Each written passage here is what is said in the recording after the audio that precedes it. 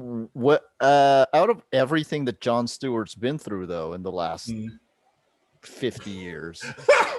So many things. Yeah.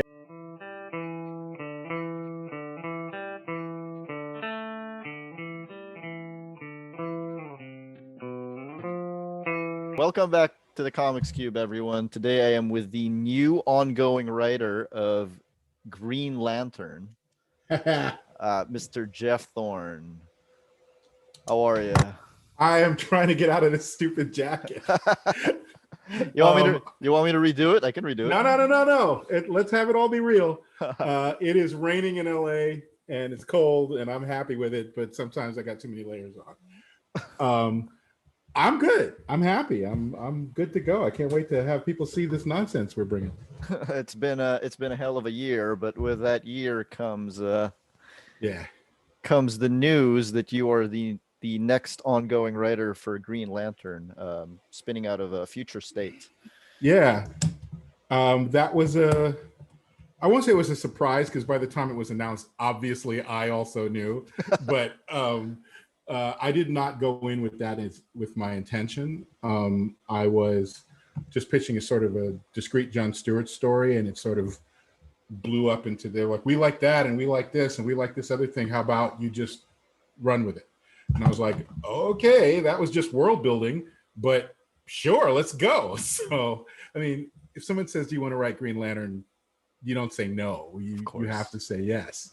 So that's how it sort of all spun out, and I'm really excited about it. I think it's going to be a lot of fun. Yeah, I think I got a taste of the way your writer's brain works the other day when I made a super innocuous tweet about the X-Men. Oh, I am constantly thinking up crazy stuff for these characters. You don't have to pay me to do it. You basically had an idea within 5 minutes. I'm like, whoa. Yeah, I love this stuff, man. I've loved it since I was a kid. And I really like the characters. Like X-Men is a very good example because Chris Claremont was on that book for 30 years or something. Mm-hmm. And he just made up like so many random throwaway characters that like appear for 4 issues and just for that story. And then they just go off somewhere. And I'm like, but wait, that person was interesting. It's like, no, we're over here now. Stop talking, So anytime, like I would love to get my hands on some of those characters, but not the main ones usually that most people are into. For the X-Men, I really want to do a Lila Cheney story. Like people are like, who? And I'm like, exactly. You don't even know how cool she is. So speaking of the choices of characters, your Green Lantern run is going to star John Stewart. Yes. And a lot of people in the comics fandom found out about it because a certain comic book website ran it as you hate Hal Jordan. What's up with that? How do you feel about that being the way that it blew up? I feel a couple of ways about it. One way is that's basically what happened to Dwayne McDuffie on the Justice League when he was back in the day when he was on it. I think it was actually Rich who took a bunch of his independent responses to discrete questions over about a year and a half, and then made an article about it as if it had all just happened this week. And that Dwayne had said it all in one go, and he got a lot of blowback from Dan DiDio at the time, and ultimately was taken off the book. Now, I don't know if that was Rich's intent. How can we ever know that? But that was the fallout. And so when I was made aware that this had happened, I was like, oh, really? Again? Well, I'm not going out like that because that's not what happened. So the truth is, I'm not a big fan of Hal Jordan, but I'm not against Hal as Hal. I just don't think there's anything really there that sparks my writer brain. I think on the business side that DC made a huge mistake, and that this is all in the texts or tweets or whatever, by not going with their first Black superhero prior to Marvel coming out with the Black Panther. Had they done so, that crazy enthusiasm that Black America felt for the Black Panther, all of that would have gone to John Stewart, and therefore Warner's would have had that money, and we'd be in a different reality right now. Not to say that I don't want the Black Panther to be huge. I also want the Black Panther to be huge. It was simply an academic discussion about marketing and the movie industry and what the real audience is out there. Watch what happens when Shang-Chi comes out. Watch what already happened when Ms. Marvel when Captain Marvel came out, when Wonder Woman 1 came out. What happened? These unserved populations went insane because they've been waiting for so long for someone to put the spotlight on them. And here we are, right?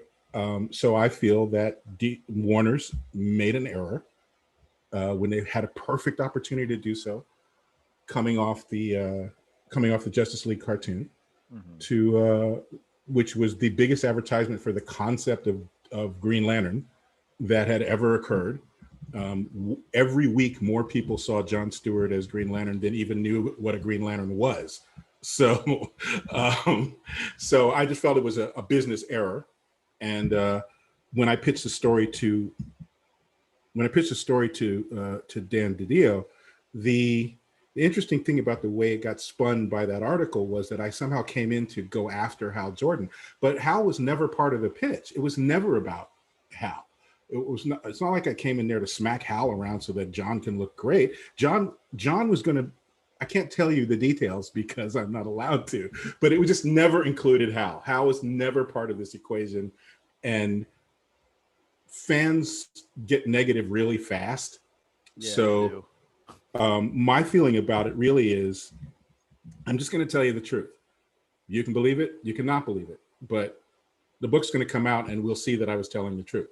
So, you know, but what I don't want is a lot of this. So Geoff said this, and back in 1987, he did this. And I'm like, no, I didn't. No, I didn't do any of that. None of that. It's just, as a fan on Twitter, occasionally someone would write, what is your most, what was it? What is the hot take that you have about DC Comics that will make other fans pick up knives and come at you, right? To which the answer is, I don't like Hal Jordan. Of course, that's the answer, right? It's not like I just woke up one morning and got on Twitter and went, hey, you know what I'm going to do today? I'm going to go after Hal Jordan again. For 4 years. I'm going to every day go after Hal. Like, give me a break. No, the article made it seem that way, and I don't know why. Clickbait is clickbait. Clickbait is clickbait, what are you going to do? Yeah. You know, what are you going to do? But like I say, at the end of the day, the story will speak for itself. So those people who weren't going to read it because of that article probably weren't going to read it anyway as soon as they realized it wasn't about Hal anymore. Mm-hmm. And the idea that the other lanterns are getting slighted, by the way, that's partially due to the fact that we are not allowed to tell you all the details about what's actually going to happen, right? Like, there are many things I could say. They'll make, oh, that's what they're doing. And then all of this goes away, but I'm legally not allowed to say any of that. So I'm left with, okay, I guess we'll see in January. You know, so I'm not mad about it. I see how business is with the various sites, and they have to get their clicks, I guess. And if that's the way they want to roll, that's the way they want to roll. I will just stand on the work. And by the way, Tom Raney is doing an amazing job on this thing. And I could not ask for a better partner to bring this to life. And the story we're telling is going to be really different, like really, really, really different than what you've seen any of the Lanterns go through. So here we go. Buckle up. What attracts you to John Stewart as a character? Several things. One is, people forget about this, but the Green Lanterns are individually, they're just regular folks, but they're capable of smacking Superman around. Like, think about that. You get this ring and all you have to do is really want to badly enough and you can beat up Superman. A galactic police force made up of people that are not necessarily from the place that the population that they're policing. That's interesting to me. And in John's particular case, I feel like giving, this is gonna, I have to be careful how I say this because it will be misconstrued. Giving a person from a traditionally out group that kind of amazing power and then having them only do good with it, never seek revenge, never like, I'm gonna, I don't know, fly over to South Africa and balance those scales real quick before I head off to Vega, right? I'm gonna clear out apartheid in South Africa, right? And then I'm gonna go do my job for the Guardian, just real quick, you know. And he doesn't do any of that. He takes the mission seriously. He adheres to the rules he adheres to the deal that he made, essentially, you know. And he has to juggle personal sensibility, like I grew up American, Black in the United States at a particular period of time, with this now gigantic responsibility that is much bigger than just one planet and one species. You know, sometimes it's as big as the whole universe. I don't know that I can handle that. I don't know. I don't think they would give me a ring. I don't think I'm a person to give a Green Lantern ring. So what makes him so damn special? I think we're going to explore that. We're going to explore that in the book. It's interesting. It's interesting because if you look at the reaction of fans altogether, every time somebody from a traditional out group takes center stage in a comic, you know, there's skepticism and outrage, to say the least. Just a little. To say the least. Just a little. But and then they act like it's a new thing. But John Stewart was created in the late 60s.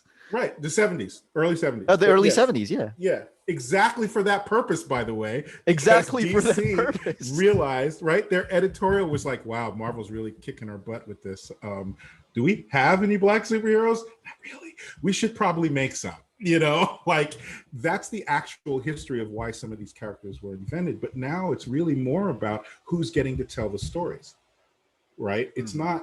And I try to impress, I did another interview about this, and there's a certain sense of they're coming for us. And I'm like, nobody's coming for you. Or maybe some people are. Maybe in all fairness, some people who are writing comics may in fact have some gigantic social agenda that they foolishly think can be accomplished by writing comic books. Like, I don't know what makes you think comic books were your avenue, but God bless you. But the vast majority of people, even those that I disagree with or you might disagree with, they're just telling the stories that they always wanted to tell. Mm-hmm. The thing is that it's a different group of people. It's not a homogenous group of people now telling that story. So yeah, you're gonna get different kinds of outlooks. You're gonna have characters that turn out to be gay. You're gonna get characters that are front and center that maybe you wouldn't think would be front and center. Maybe John Stewart smacks Batman in the face and he just walks away like you're a punk. I'm not saying I would do that. I'm saying that there's nothing illegitimate about a writer choosing to do that if they happen not to be a white male, right? You'd be perfectly fine with it if it was a white male, but you add an agenda to anyone who's not a white male doing precisely the same thing. So...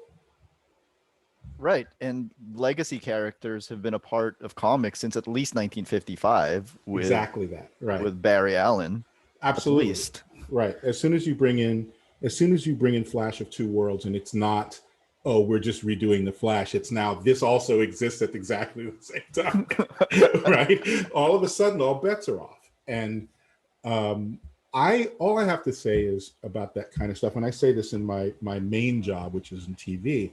Mm-hmm. I don't need to double dip my actual blackness. I don't need to wear a T-shirt that says, here is a black, the guy wearing the shirt is a black guy. Like, you can look at me and see I'm a freaking black guy.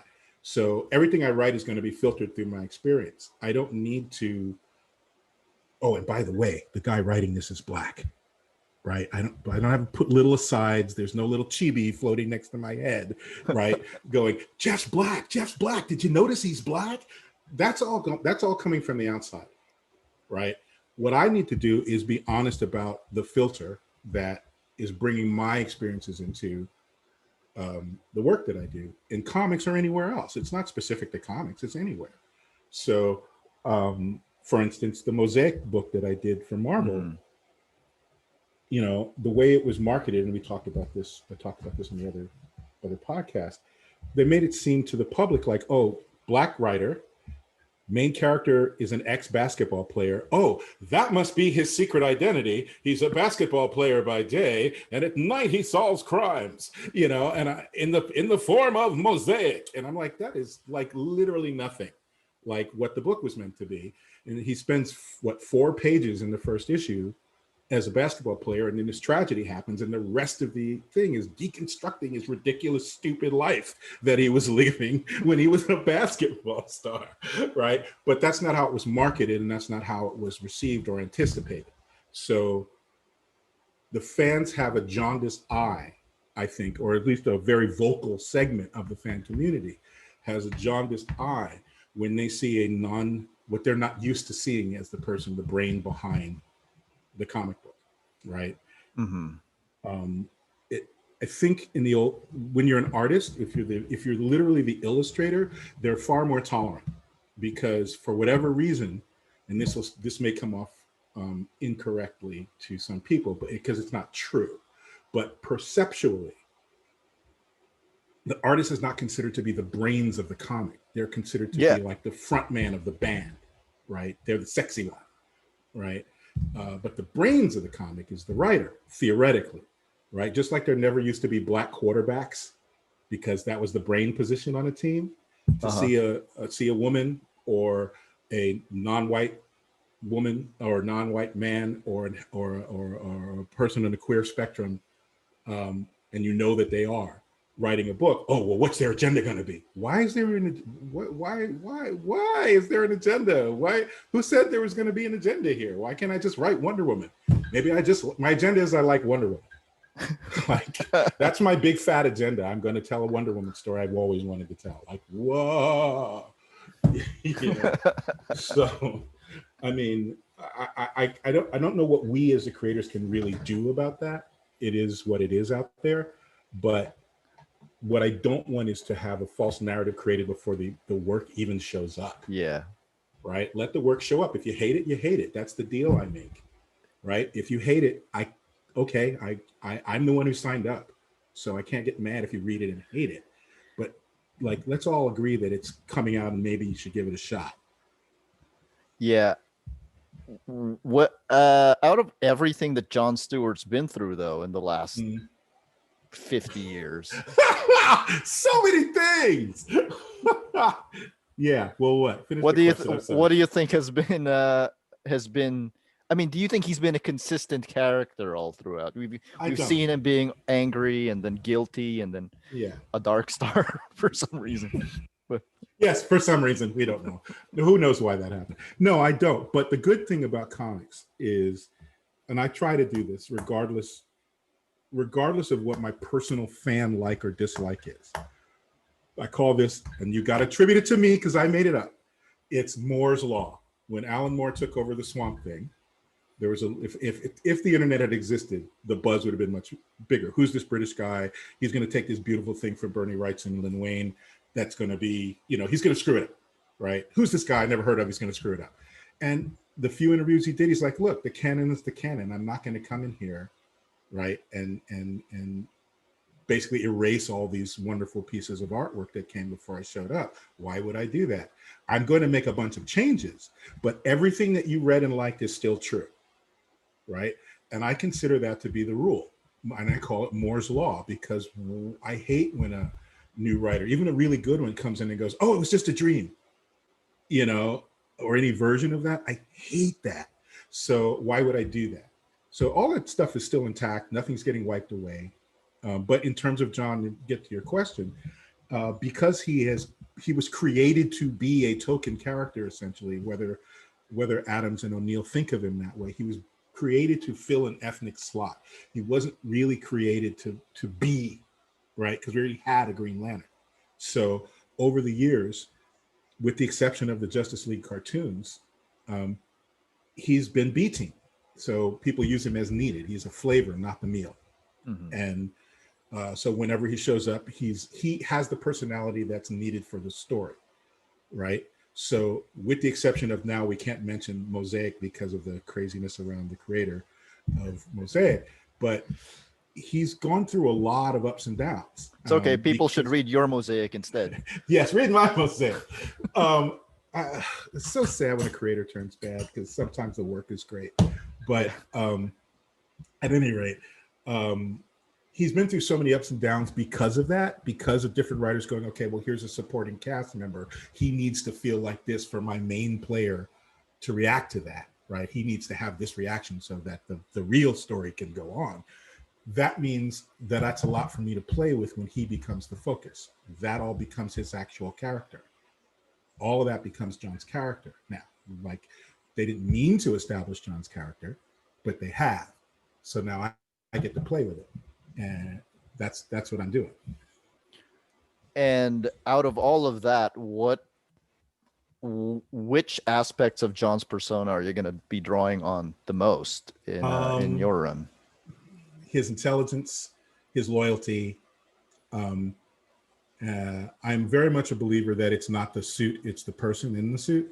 So what I basically presented him with is a problem where his ring could not be there to solve it. What do you do when the magic wish ring is not there, but you still have to be the guy you signed up to be? It's same thing as if you said to Superman, okay, no more superpowers, you're just a regular guy, now go be Superman. Mm-hmm. Okay, so that's sort of what the plan is for John from me. Whether it works, well, that's a dice roll. We'll see if the audience accepts that. But I wanted to explore the person inside all of that, and the person who's been through all of the things that he has been put through. How does that inform his version of justice? How does that inform his version of warfare? Who is this guy? Who is he? What makes him a good guy, quote unquote, capital G. Like, and so that the journey we put him through is going to test all of that. I'm not a Mary Sue type of guy. It's not going to be like, oh, great, here comes John Stewart. It's more like, oh, here comes John Stewart. Now, how do we kill him? Right? And you're going to put him through the ringer. Oh, everybody, I tell everybody this. Everybody's like, oh, here comes Geoff. He's going to do this. And I'm like, guys, you should read my work before you start complimenting me. Nobody is safe. Nobody is safe. Nobody is safe. John is not safe. Kilowog is not safe. Chip's gone. What is his name? Whatever the other apostrophe chipmunk dude. He's not safe. Nobody's safe. Yeah. There's too many. There's so many of them. So many of them. There's so many Green Lanterns. There's so many damn. What do you mean Green Lanterns? There's Red Lanterns. There's Yellow Lanterns. So many lanterns now. There's so many damn lanterns. But the point is that the idea is to give the hero a bumpy ride, and I give him a bumpy ride. I just like, it is not like, I don't know. There's just, it's not going to be this like weird, smooth, like political treatise on how great John Stewart is. Like, who would have hired me to write that? Why would I want to write that? Like, John's going to get smacked around pretty hard, like really hard. It's going to be awful. What else can you tell us about the book? I know you said there's a lot of stuff that you can't say. So blanket question. What else can you tell us? What can I tell you? There's going to be a whole bunch of new species. There's going to be a whole bunch of new faces. I'm not against making up characters.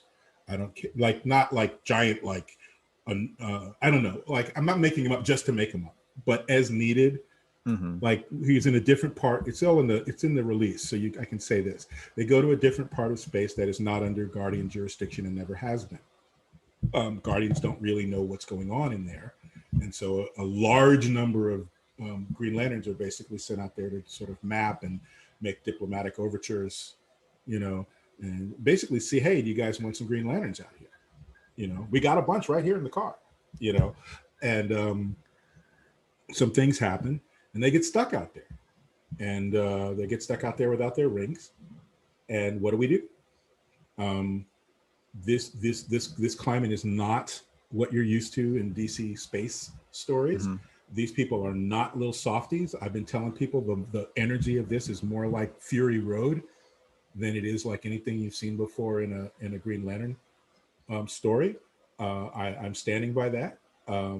These guys are going to be put through it. And by the way, a lot of Green Lanterns are going to die. Okay? Like, get ready. A bunch are going to die. And depending on how they die, and this is what I'll say to you to make you feel better down the line. This is a rule. It's not specific to Green Lantern. If I kill you with some sort of exotic alien ray then the odds are high that it's easy for some other writer to come bring you back, right? The fix is in the story. Right, it's built in, right? If you get sucked into a vortex and we don't know what that was, then that's me saying to the next writer, feel free, right? But if you get riddled with bullets and I see your corpse lying there bleeding out on the floor, you're dead. And as long as I'm writing a book, you'll stay dead. Like it will be very difficult to bring you back. Death has to matter, and it always does in my stories. So if someone dies, don't bother asking me. They're dead. Okay. Okay. And also, but like I said, but the rule is if they get killed magically or something like that, there's a fudge there. But if they die in a way that a normal person could die, they're dead. And I want, like I said, it's going to be a bumpy ride. It's definitely going to be a bumpy ride. It's definitely going to be. Sounds heavy. Ride. Well, no, it's going to, I mean, depends on how, is Mad Max Beyond Thunderdome heavy? Like, I mean, I enjoyed the hell out of that movie. I love Fury Road. There's a lot of mayhem, but I enjoyed it. We're not here to make people cry. So, but he gets to be heroic. But he has to take damage. And there's a lot of his Marine background has not really been brought up, except in terms of there was one set of stories where he basically says, I'll be your worst nightmare because I can kill everybody here and stay in the shadows, and you'll never catch me. Hi, Father. I'll kill all the new gods with my Green Lantern sniper gun. But what does it actually mean to be that? Right? What does it mean to be that kind of a person? Who joins the Marines? Who stays in the Marines? Who survives war zones in the Marines? Who is that guy? So he's actually military before he even gets to the Corps. He's the only one of them with experience. That's correct. And something I'm working on right now, he's also had a very unique here's the fun part of characters like John. It doesn't have to be John, but because of the way you use secondary characters, sometimes a secondary character has sometimes more interesting things happen to them because it gives something for the main character to react to. Oh my God, my girlfriend's a vampire. You mean the girlfriend who was all of last season was just your girlfriend? Now she's a vampire? But you're a vampire hunter. What are you going to do about that? Right? And then she gets cured or whatever. And then, you know what I mean? But like, if you suddenly swivel the show around to her, now she's an ex-vampire. What does that do to your head? The writer has to explain that and deal with that. So with John, because he's been bounced around so many ways, how many dead wives has he got? Like, or, Katma, I don't know how to pronounce her name, but Katma Tui. Like, this was the love of his life. She was a Black Lantern at one point. Like, he has a lot of tragedy in his life that's going to shape you. So I want to explore something that you said earlier. Okay. You've expressed an affinity for the animated Justice League version. Mm-hmm. And I've heard, I think it was Bruce Timm basically say that the reason John Stewart is in it is because they were trying to figure out which lantern to use, and then they were reading the old Justice League comics, and then they realized all of these characters sound alike. John Stewart is the first Silver Age DC character who sounds completely different from everybody else. Would you say that's true? Yeah, I would agree with that. I would also say, whether they want to admit it or not, that they also looked at their original staff, their original team of Justice League, and went, "Oh my God, it's all white dudes. We better put at least one more chick on here, and got to get some color up in there too. Who can we get?" And there are no black Flashes. There weren't until this year. There were no black Batmen, right? Yeah. There's no there until this year. There was no non-white Aquaman.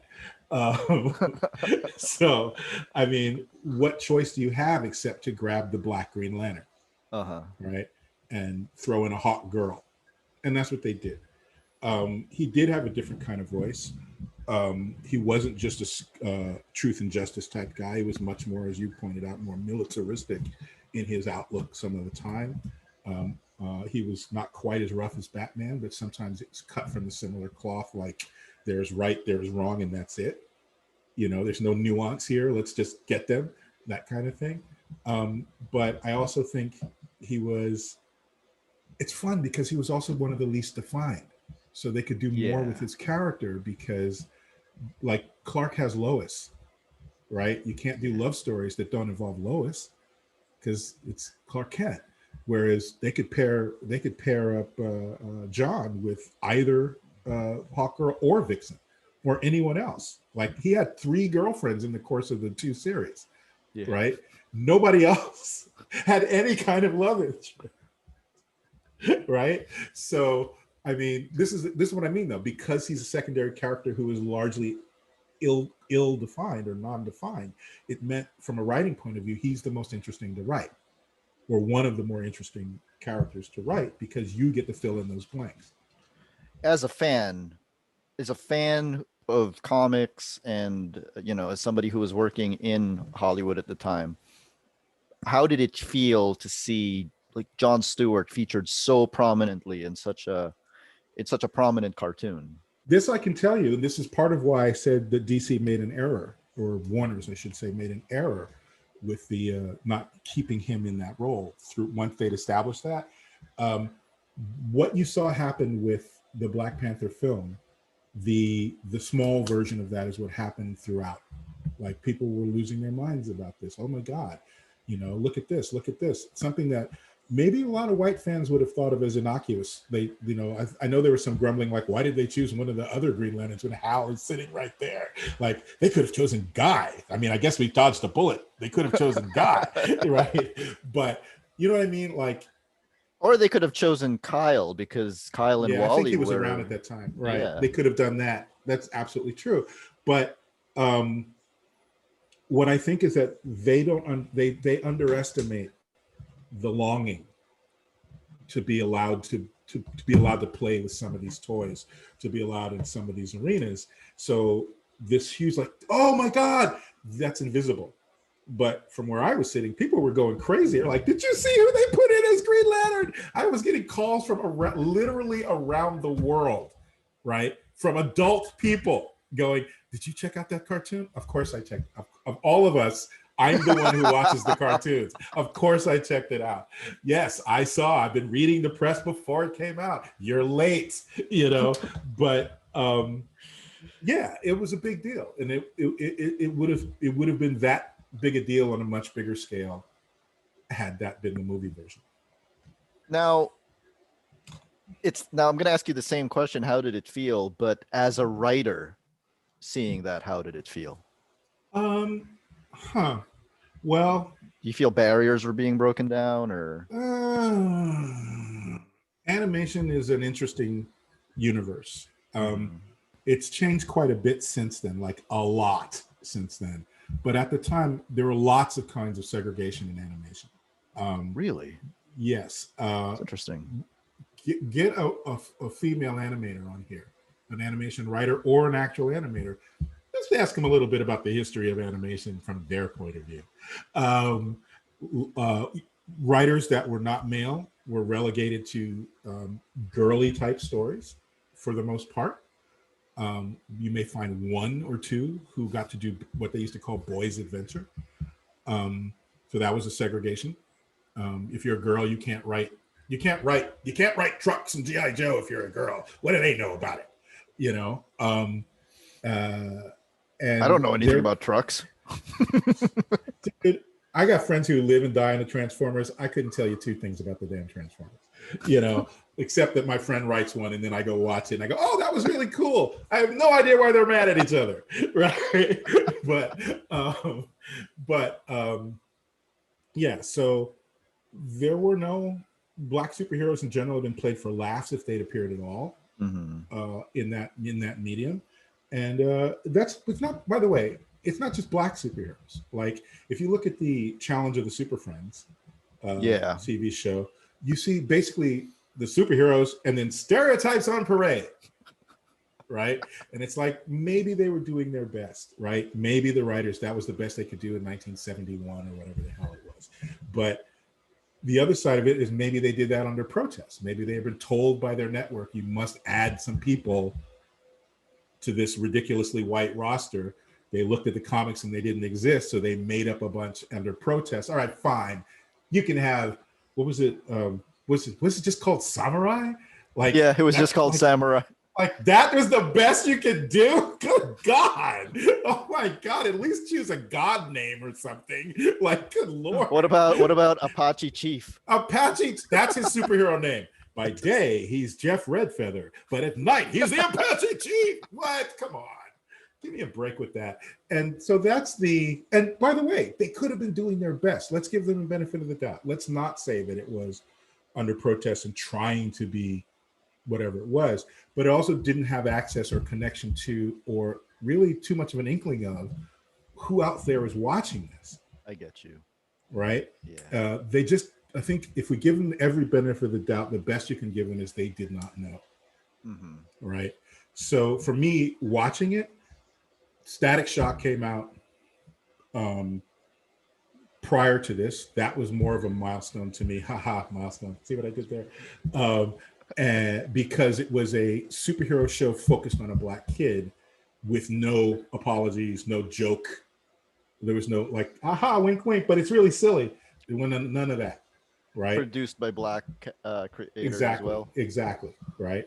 But so John showing up was sort of like, I don't know. It's difficult because I presume this is true for all minority fans of this kind of work, or what do they call it now? Marginalized fans of this sort of work, which is, oh, finally, right? Every time. And then the rug gets pulled out because if there's a regime change or a particular writer goes away, all of a sudden it's gone again, right? Yeah. So there was a lot of expectation, but until season 2 of Justice League, I was expecting John to get killed. Honestly, I was expecting John to get killed and be replaced by Hal. Wow. I swear to God. The fact that he survived that first season, I was like, oh, okay. Like, here we are, I guess. Like, wow. Because that just had not been the case. Like, we did not know what to expect. And then he kept being good and popular, and they were making toys out of him, which was a really significant thing. Back then, the shows were always linked to what toys could be sold based on the show. And if they weren't making any John Stewart toys, it meant no one thought of him as a popular character, which means he's not long for this world, right? But they were. People loved him. So, and the whole Hawk, was she Hawk Girl or Hawk Woman? In my mind, she's always Hawk Woman. Yeah, should have been Hawk Woman. But that romance, the slow build of that romance, I was like, what are you guys doing here? I know.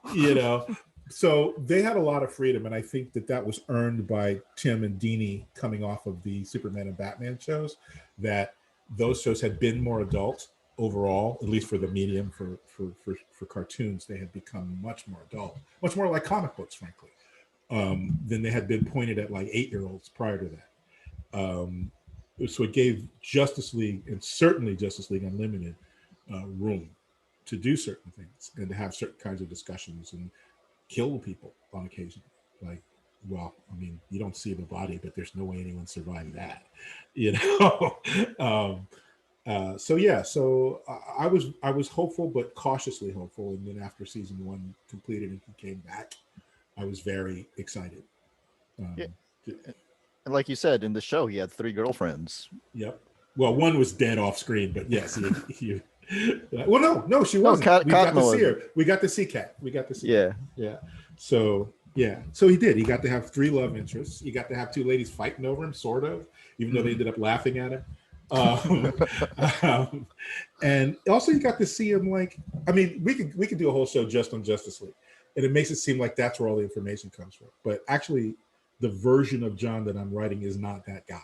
Yeah, like that guy is a much lighter, like brighter and lighter sort of character than the John that I'm writing.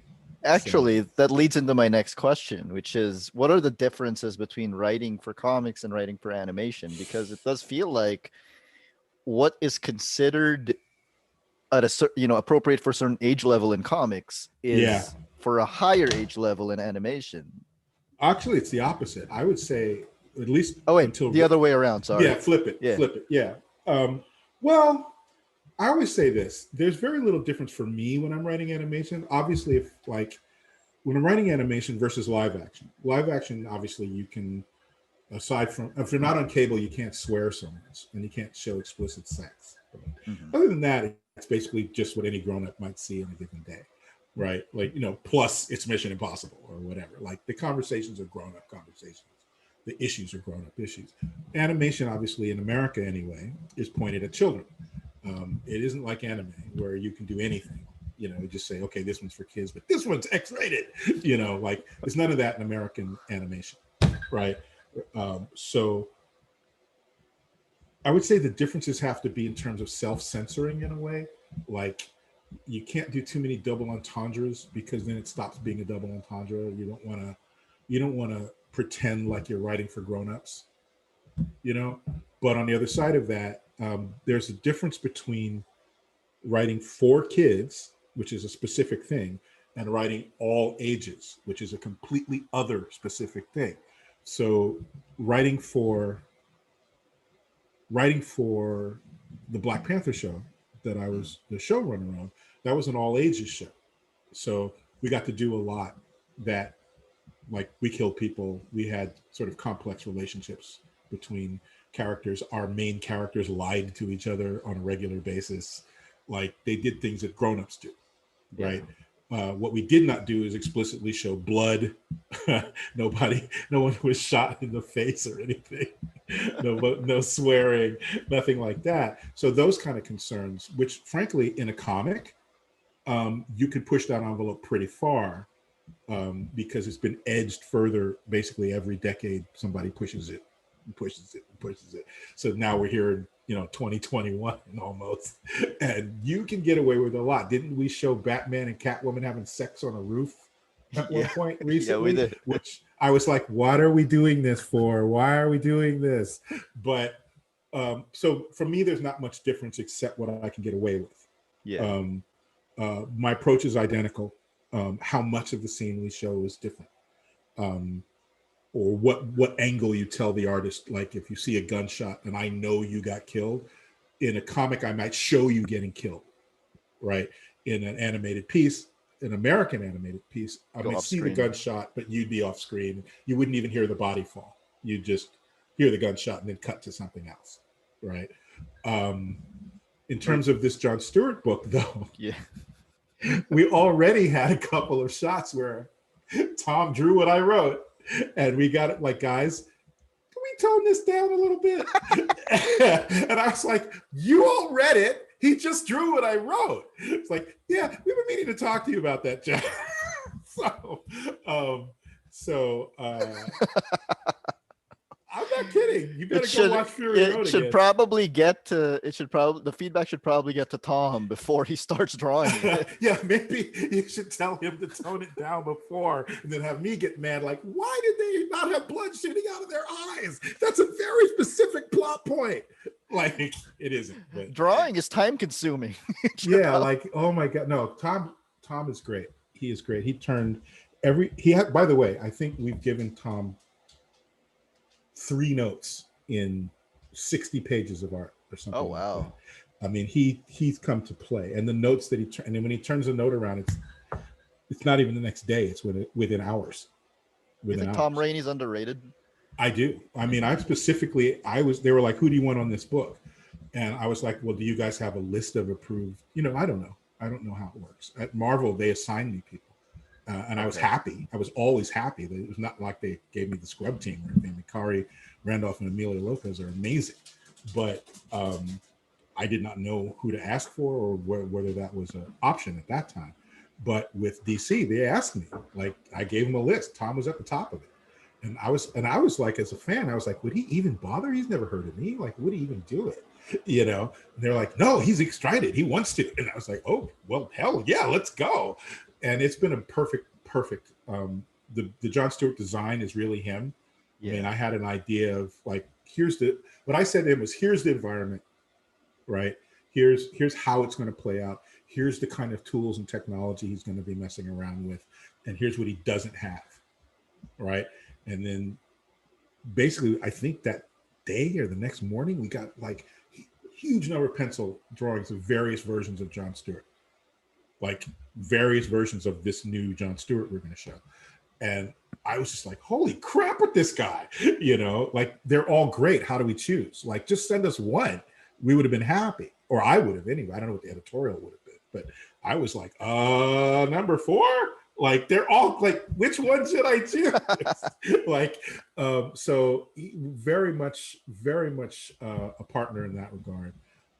Everybody you're seeing comes out of his head for the most part. There are a couple of characters that I had done some tiny little sketches on just to let the editors know what I was talking about, which they got passed on to him. But his versions of them are so much better than anything that I might have done.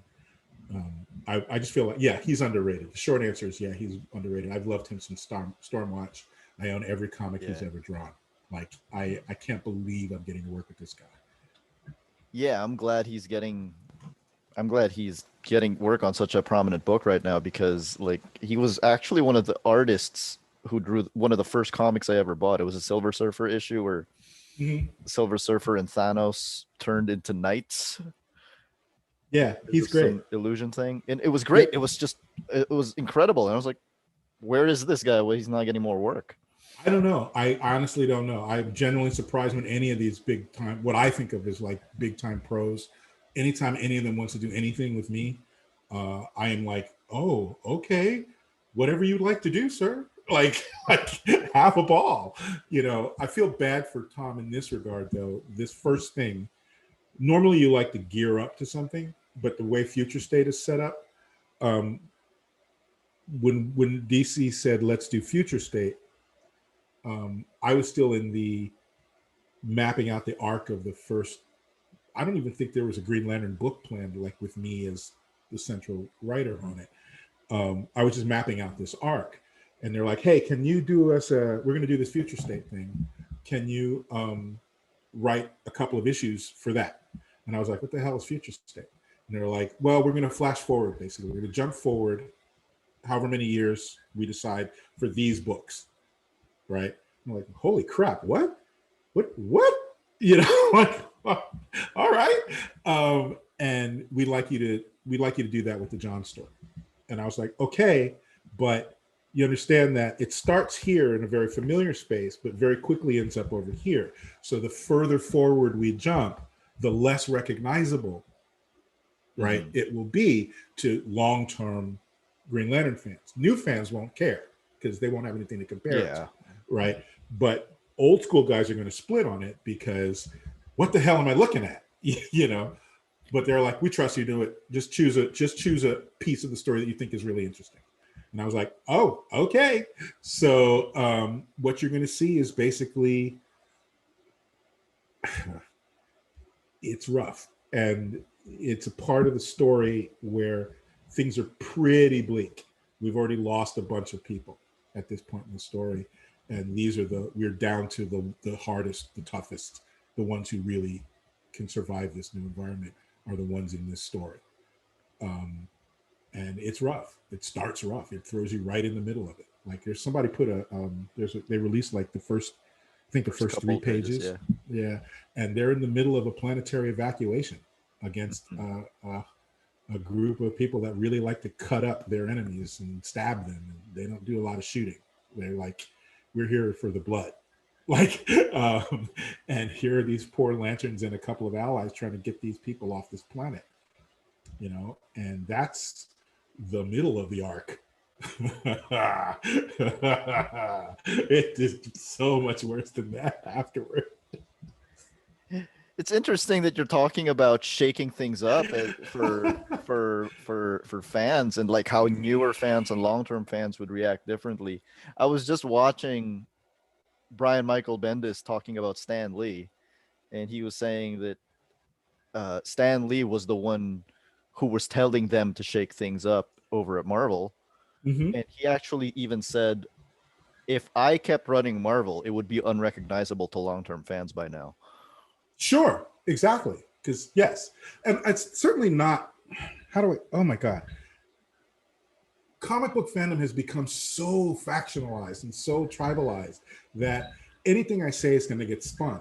I'm not here to shake things up. I'm just here to tell a story, right? I don't have some giant like, this is the way DC Comic, after me, there will be nothing. You know, it's not like that. It's just, I have this really kind of cool, fun story I wanted to tell. And I'm frankly very surprised that they said yes. Like, Yeah. so yeah, there'll be differences to the status quo. I want to shake things up, but remember, they just finished the death metal thing, right? How long was that? 2 years almost or more?